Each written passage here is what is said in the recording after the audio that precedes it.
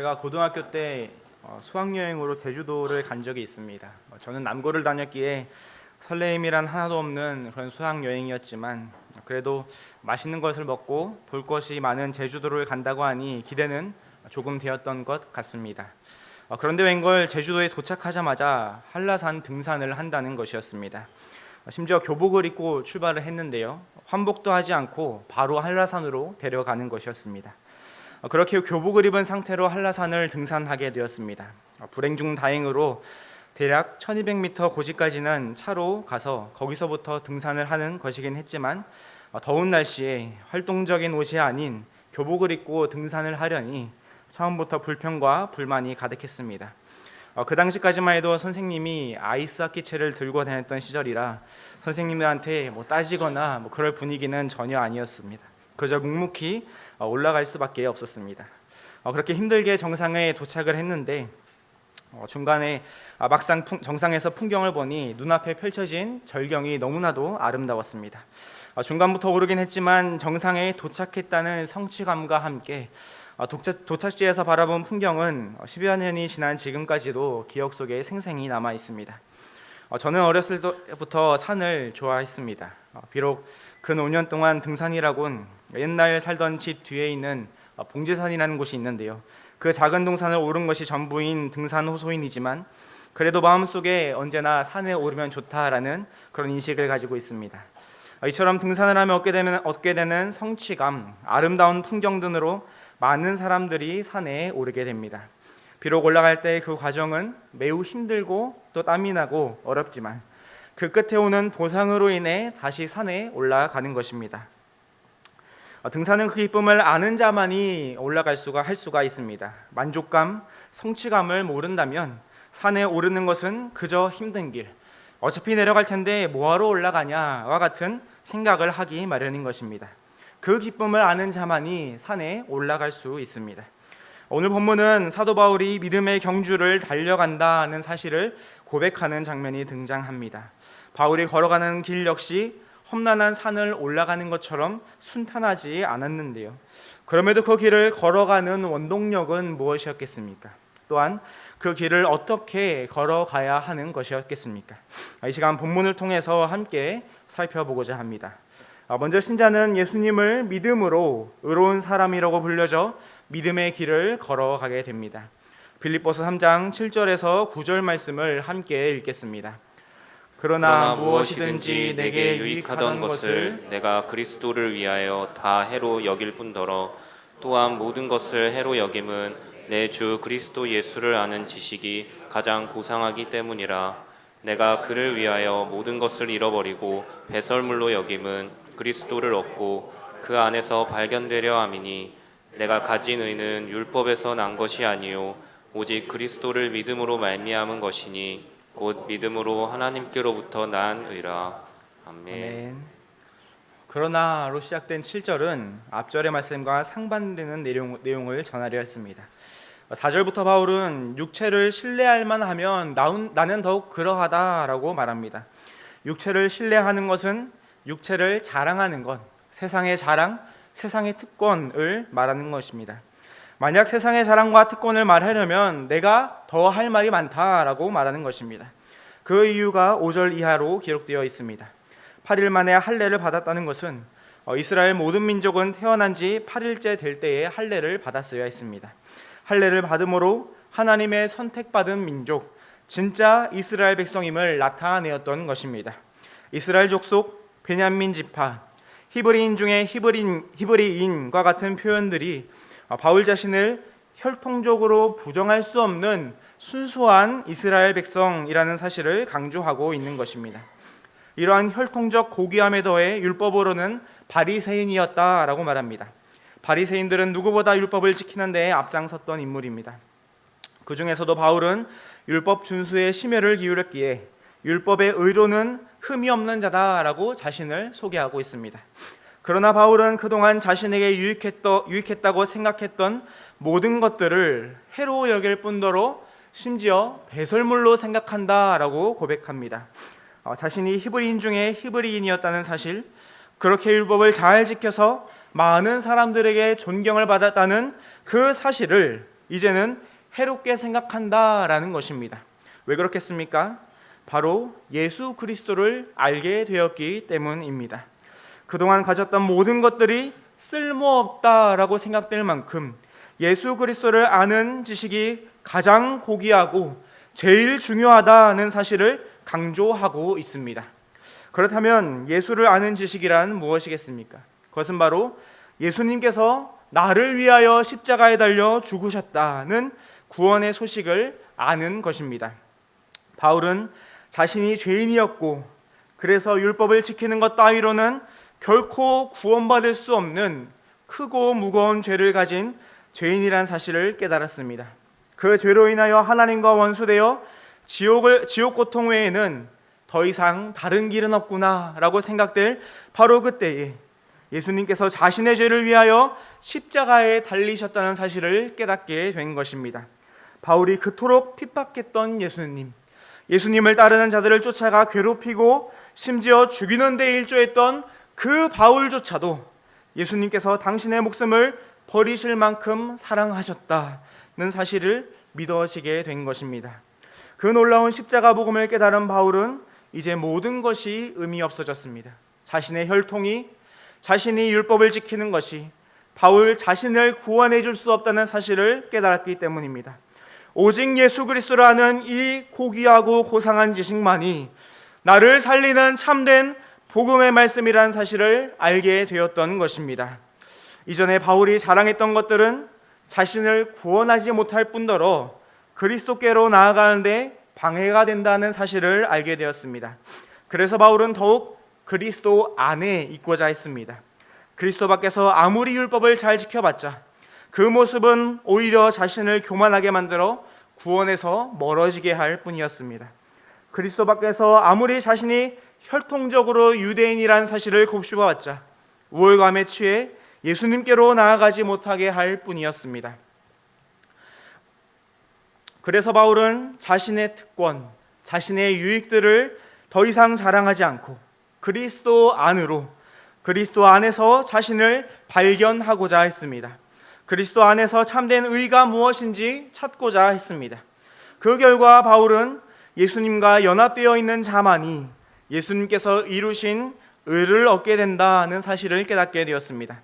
예수님께서 이 땅에 오셔서 죄인들을 대신해서 하나님의 말씀에 순종하고 십자가에 못 박히시면서 이루신 의를 말합니다.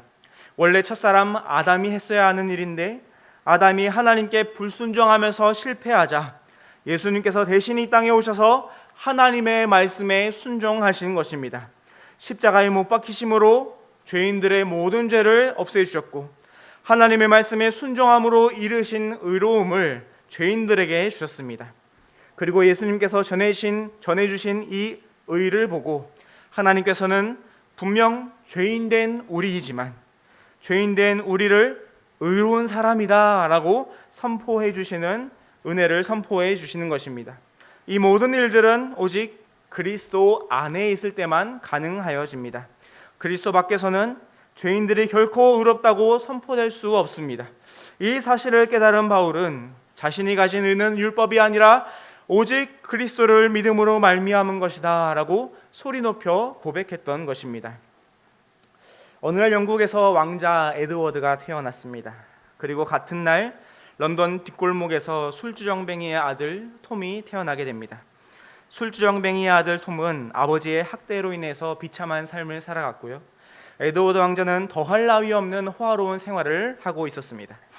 그러던 어느 날 왕궁 주변을 배회하는 톰을 발견한 에드워드 왕자는 자신의 왕궁으로 그 톰을 데려왔고 서로 친해지게 되었습니다.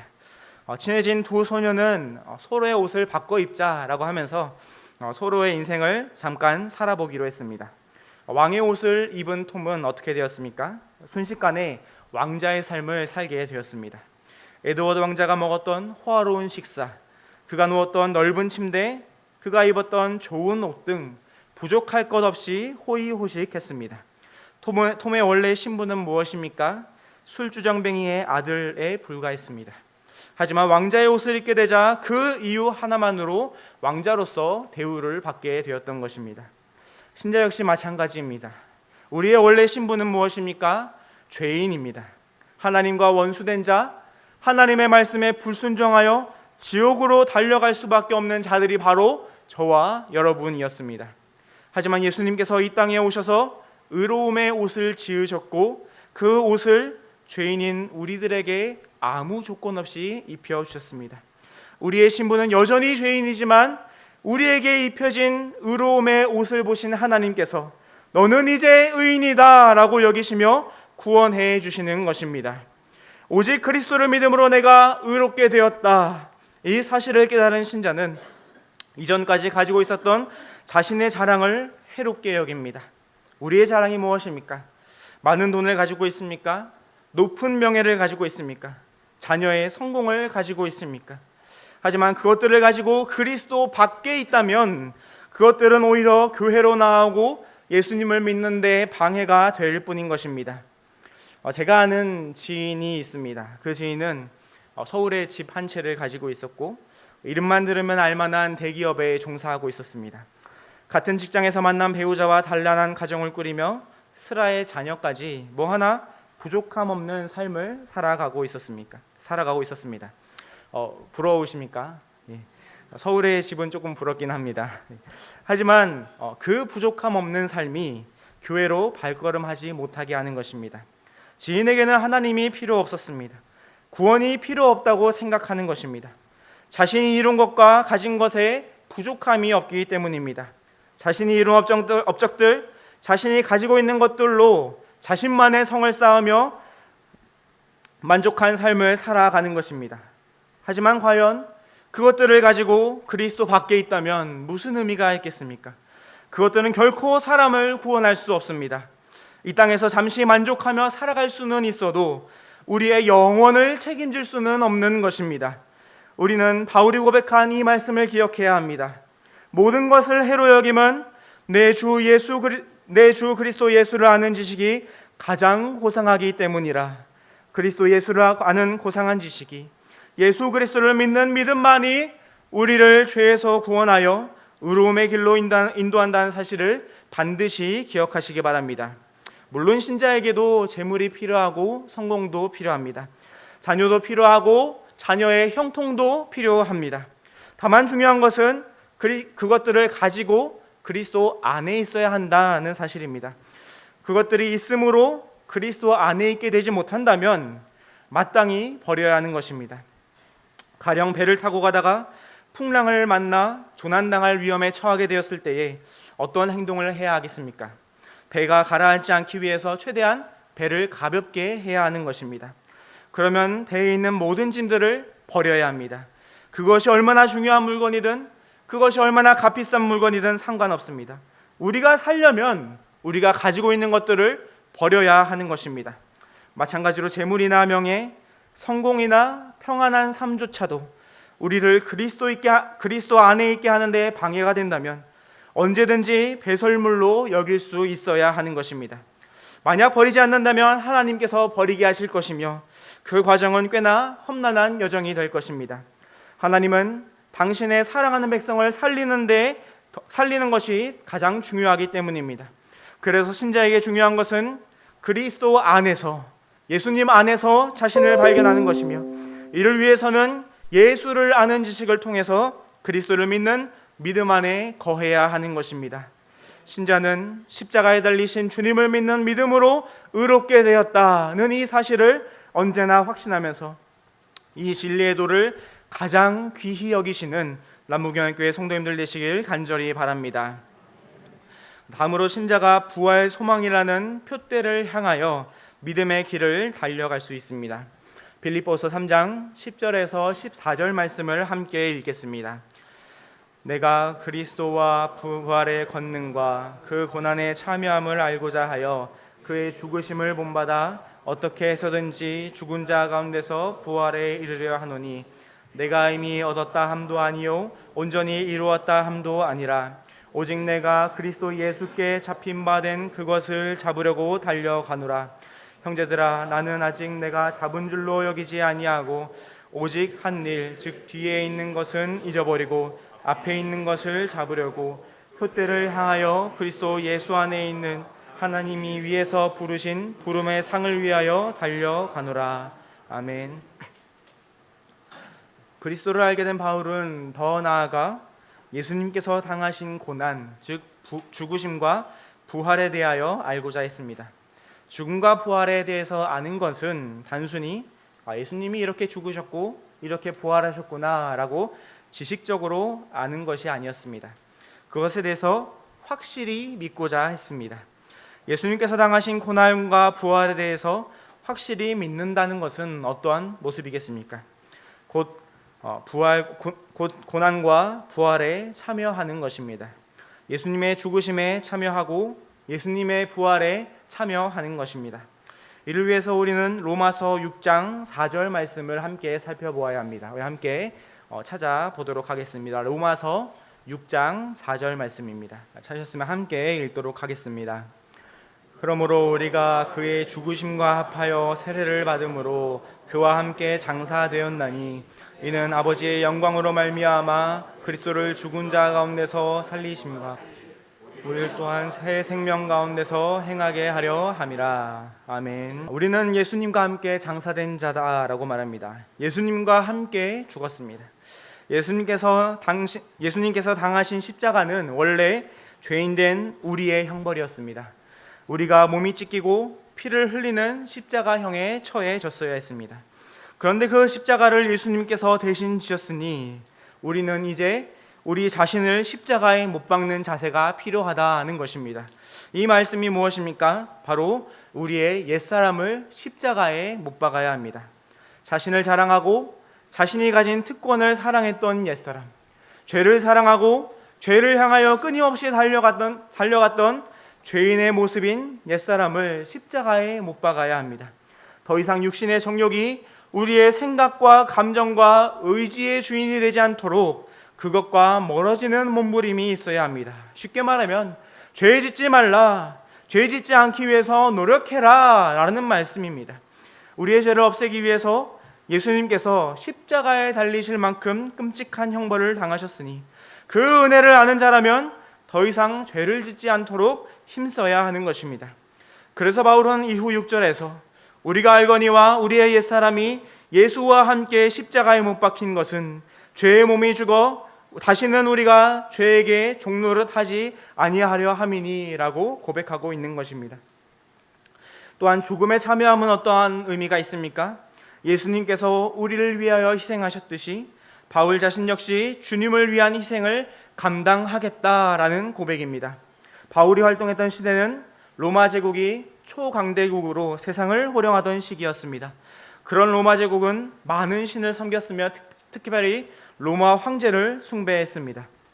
그런 상황 가운데 하나님만을 믿겠다라고 고백하는 것은 많은 고난과 핍박, 심지어 죽음까지 각오해야 하는 일이었습니다. 그런데 바울은 그런 신앙의 핍박이 몰려온다 할지라도 결코 물러서지 않겠다는 다짐을 하고 있는 것입니다. 그렇게 다짐할 수 있었던 이유는 예수님께서 죄인된 바울 자신을 위하여 자신을 살리기 위하여 십자가를 지셨다는 사실에 있었습니다. 그 은혜를 받은 자로서 바울 자신도 필요하다면 자신의 목숨까지도 내어드리겠다고 고백하는 것입니다. 단순히 죄를 짓지 않는 것에서 넘어서서 희생까지 보일 수 있었던 또 다른 이유는 무엇입니까? 죽음 뒤에 찾아올 부활을 확신했기 때문입니다. 예수님께서는 십자가에 달려 죽으시고 3일 만에 부활하셨습니다. 예수님께서 부활하심으로 예수님을 믿는 모든 자들 역시 부활하게 됩니다. 예수님을 믿는 신자들은 죽음으로 끝나는 인생이 아니라 반드시 부활하여 저 영원한 천국에 입성하는 상을 받게 된다라는 사실을 바울은 누구보다 확신했던 것입니다. 그래서 바울은 죽음 뒤에 찾아올 영광스러운 부활이 있음을 깨달아 그 어떠한 희생까지도 기꺼이 감수하겠다라는 믿음을 나타내 보인 것입니다. 이어서 12절에 내가 이미 얻었다 함도 아니요 온전히 이루었다 함도 아니라 라고 말합니다. 이는 바울이 구원을 확신하지 못했다는 말씀이 아닙니다. 바울은 누구보다 구원의 약속을 확실히 믿었습니다. 다만 그 구원이 아직 이루어지지 않은 것입니다. 그랬다면 바울은 이미 천국에 있어야 하겠지요. 구원의 완성은 천국에 입성하는 것인데 바울은 아직 이 땅에 있기 때문에 이 땅에서 자신의 할 일을 해야겠다라고 말하는 것입니다. 그것이 무엇입니까? 뒤를 돌아보지 않고 앞에 있는 것을 잡으려고 폿대를 향하여 달려간다는 고백입니다. 찬란했던 과거의 영광, 과거의 자랑을 더 이상 생각하지 않고 그리스도 안에서 주어진 목표를 향해 달려가겠다는 말씀입니다. 그 목표는 곧 부름의 상을 받는 것인데, 앞서 말씀드렸듯이 구원의 완성인 천국에 입성하여서 주님과 완전히 연합되는 기쁨을 누리는 것입니다. 그 목표를 향하여 믿음의 경주를 달려가겠노라 라고 바울은 고백하고 있는 것입니다. 표대가 있으니 바울은 흔들리지 않을 수 있었습니다. 분명한 방향과 목적이 있으니 바울은 극한의 어려움 속에서도 이 믿음의 길을 힘있게 걸어가는 성화의 진보를 이루어 갔던 것입니다. 분명 바울의 상황은 매우 어려웠습니다. 그는 선교 여행을 하면서 여러 번의 죽을 위기가 있었습니다. 고린도후서 11장에는 39번의 매를 5회나 맞았으며 3번의 태장으로 맞고 1번은 돌로 맞았다고 말합니다. 때론 굶주리기도 했으며 추위와 더위로 인해 어려움을 당할 때도 있었습니다. 예수님을 전하기 위해 모든 삶을 드렸던 바울의 인생은 인간적으로 본다면 그야말로 모진 고난과 슬픔의 연속이었습니다. 그럼에도 불구하고 바울이 자신의 길을 걸어갈 수 있었던 이유가 어디에 있습니까? 하나님께서 바울을 구원하셨다는 그 약속을 확신했기 때문입니다. 그 약속은 반드시 이루어집니다. 왜냐하면 하나님의 약속의 말씀은 불변하기 때문입니다. 한번 하나님께서 하신 말씀은 변하지 않습니다. 여기에 우리의 소망이 있는 것입니다. 사실 우리 역시 바울과 동일한 자가 아니겠습니까? 교회를 핍박하고 신자들을 찾아가 괴롭히는 일에 앞장섰던 바울의 모습을 보면서 그래도 내가 저 바울보다는 낫지, 난 적어도 교회를 핍박까지는 않았는데 라고 생각하진 않으셨습니까? 하지만 우리는 그보다 더 심각한 예수님을 배반하는 삶을 살아가고 있다는 사실을 기억해야 합니다. 구원받았지만 여전히 부패한 죄의 본성이 남아있기에 끊임없이 죄를 향하여 달려갑니다. 마치 베드로가 화롯대 앞에서 예수님을 부인했던 것처럼 신자라고 하면서도 일주일의 삶 동안 하나님께서 기뻐하지 않는 모습으로 예수님을 배반합니다. 예수님은 말씀이다 라고 하셨는데 그 말씀대로 행하지도 않고 말씀을 가까이 하지 않으므로 실상 예수님을 부인하는 모습이 우리의 삶에 얼마나 많이 있었습니까? 하지만 그런 우리에게도 소망이 있습니다. 그 소망은 우리 자신에게 있는 것이 아니라 죄인조차도 끝까지 사랑해 주시고 그런 우리조차도 끝까지 의롭다 해주시는 하나님께 있습니다. 그래서 신자는 부활하여 완전히 의로워지는 영화의 단계, 천국으로 반드시 들어가는 것입니다. 비록 여전히 이 땅을 살아가고 있지만 영원하고 불변하신 약속을 믿음으로 담대하게 나아갈 수 있는 것입니다. 그렇다면 영원한 생명을 약속받은 우리가 이 땅에서 해야 할 일은 무엇이겠습니까? 영생의 종착지에 다다를 때까지 그 표대를 향하여 달려가는 믿음의 경주가 있어야 합니다. 주님께서 우리를 사랑하셨듯이 우리도 주님을 사랑하여 주님을 믿는 믿음의 길을 걸어가야 하는 것입니다. 이때 분명히 기억해야 할 것은 그 길은 넓지 않다는 사실입니다. 좁은 길입니다. 그 길은 평탄하지 않습니다. 험한 길입니다. 좁고 험한 길이지만 그럼에도 이 믿음의 길을 걸어가겠느냐고 물어보시는 주님의 물음에 우리는 무엇이라 답해야 하겠습니까? 예, 주님, 좁고 험한 길이지만 제가 그 길을 걸어가겠습니다.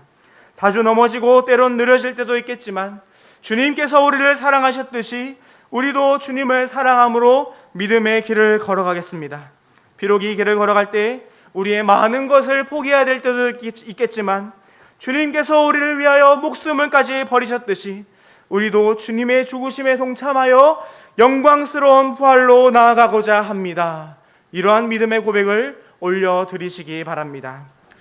우리가 잘 아는 신앙의 선배 목사님 중에 주기철 목사님이 계십니다. 그분은 일제강점기 시절 일제의 신사참배에 끝까지 반대했던 목사님입니다. 신사참배란 일제의 우상에게 절하는 것이기 때문에 하나님만을 섬기는 기독교는 절대로 해서는 안 될 죄였습니다. 그래서 반대를 했고 그로 인하여 모진 고문과 장기간 투옥 생활을 겪으셨는데 그 기간이 무려 7년이었습니다. 언젠가 제가 대학교를 다니던 시절 미션 스쿨인 학교의 예배를 위해서 주기철 목사님의 손자인 그분도 목사님이셨는데요. 그 목사님의 설교를 듣게 되었습니다. 그 중에서 주기철 목사님의 이야기를 들었는데 오랜 투옥 생활로 몸이 망가져서 잠시 집에 오게 되었다고 합니다. 그리고 며칠 뒤 다시 감옥으로 돌아가야 했는데 주기철 목사님은 집 기둥에 매달려서 가기 싫다고 완강히 거부하셨다고 합니다. 그러자 함께 있던 사모님께서 이렇게 말씀하셨습니다. 목사님, 당신이 있어야 할 곳은 이 집이 아니라 감옥입니다. 그 말씀을 들은 목사님은 담담히 감옥으로 다시 들어가셨고 끝내 순교의 자리까지 나아갔습니다. 감옥에서의 고문이 얼마나 무서운지 아셨기에 목사님이라 할지라도 인간적인 두려움이 엄습해왔던 것입니다. 하지만 그럼에도 불구하고 주님을 따르는 길, 예수님의 죽으심에 동참하는 길을 끝까지 걸어갔습니다. 신자된 우리는 이 길을 걸어갈 때에 많은 것을 버려야 할 때가 찾아올 수도 있습니다. 가장 먼저는 우리의 죄악된 옛사람을 버려야 하며 더 나아가 우리의 물질이나 세상에서의 출세, 심지어 평안한 삶까지도 포기해야 될 때도 있을 수 있습니다.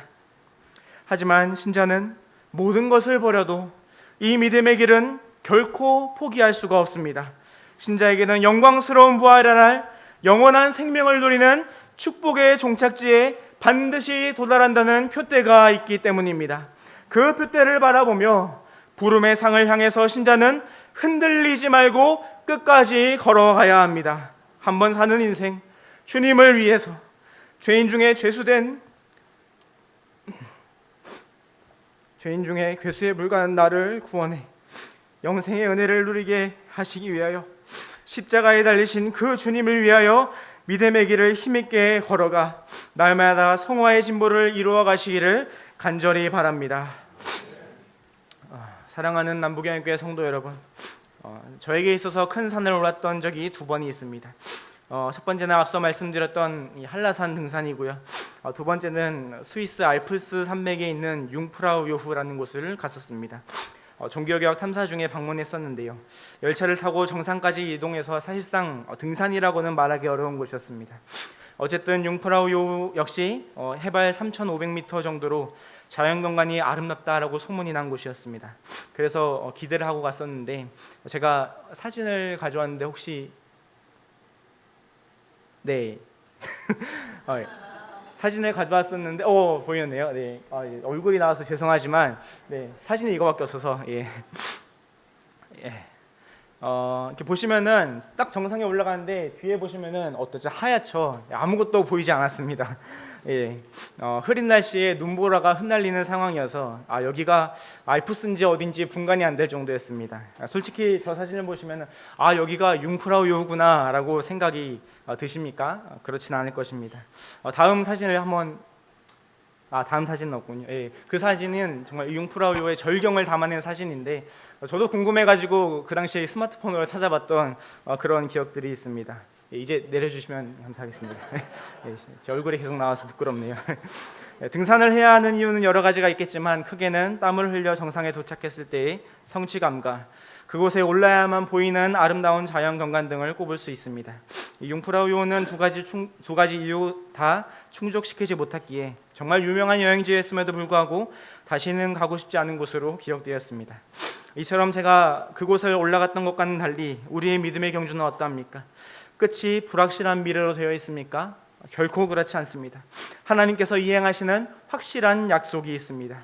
곧 부활하여 구원의 완성에 이르러 저 영원한 천국에서 영원히 사는 것입니다. 이 땅에서는 살아봤자 얼마나 우리가 살아가겠습니까? 요즘에는 수명이 늘어서 100세 시대라고 말합니다. 고작 100년밖에 못 사는 인생입니다.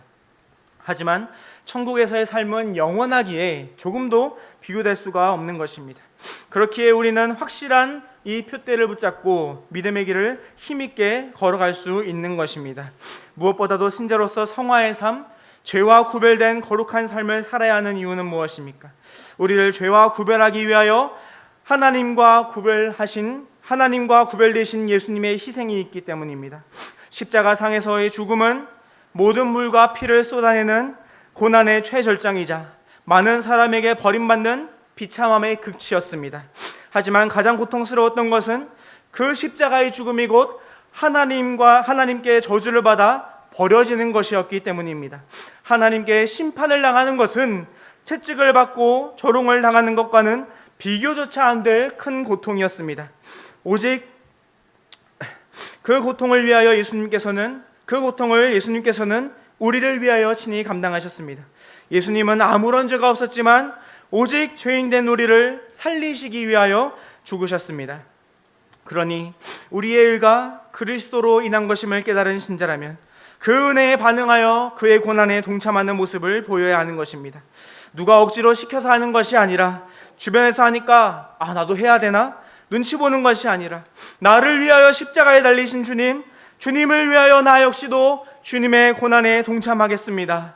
이 믿음의 길 위에서 어떤 고난과 희생이 따른다 하더라도 기꺼이 감당하겠습니다. 저에게 용기를 주소서라고 담대히 고백하는 것입니다. 나를 살게 하는 그리스도를 아는 지식, 내가 의롭다 칭함받게 하는 그리스도를 믿는 믿음, 그것이 그 어떤 것보다 이것이 내게 가장 귀하다, 이 사실을 기억하시면서 우리 앞에 펼쳐진 믿음의 경주를 끝까지 달려가 신자에게만 허락된 부르심의 상, 영원한 천국에 모두 다 입성하는 축복을 누리는 남부경영교회 모든 성도님들 되시기를 주님의 이름으로 간절히 축원합니다.